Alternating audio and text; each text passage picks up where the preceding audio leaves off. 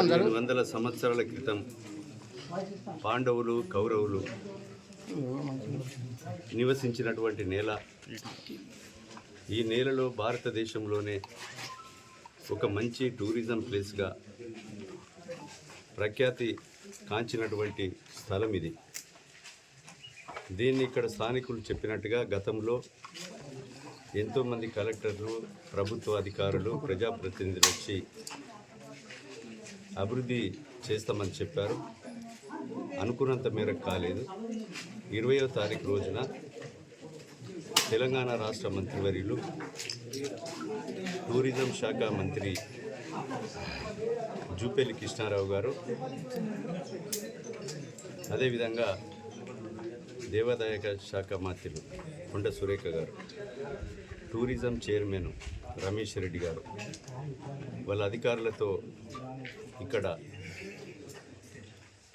పర్యవేక్షించి అవసరం ఉన్నటువంటి నిధులు వీలైనంత వరకు చేసే ప్రయత్నంలో భాగంగా ఆ ప్రోగ్రాంను పెట్టించడం జరిగింది. దేవాదాయ శాఖ మంత్రి, టూరిజం మంత్రి వీళ్ళిద్దరు కూడా దానికి సంబంధించిన కార్పొరేషన్ చైర్మన్లు వస్తున్నారు. ఈ పక్కనే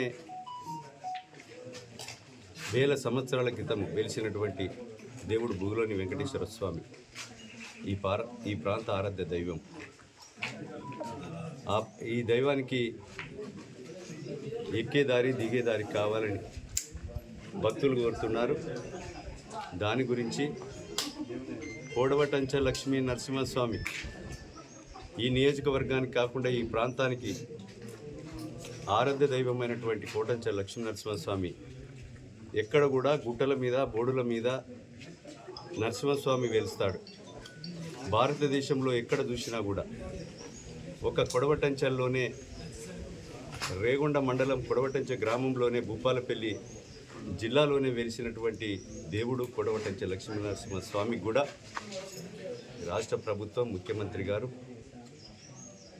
అదేవిధంగా 12,15,00,000 రూపాయలు మంజూరు ఇవ్వడం జరిగింది. దానికి కూడా పునాది ఫౌండేషన్ వేయడానికి ఇచ్చేస్తున్నారు.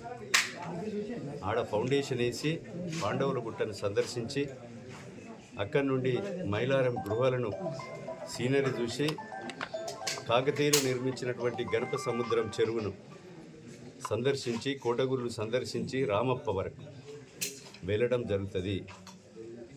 ఈ కార్యక్రమంలో భాగంగా ఈరోజు జిల్లా కలెక్టర్ గారు, అసిస్టెంట్ కలెక్టర్ గారు, అధికారులు, ప్రజాప్రతినిధులు ఇక్కడికి రావడం జరిగింది.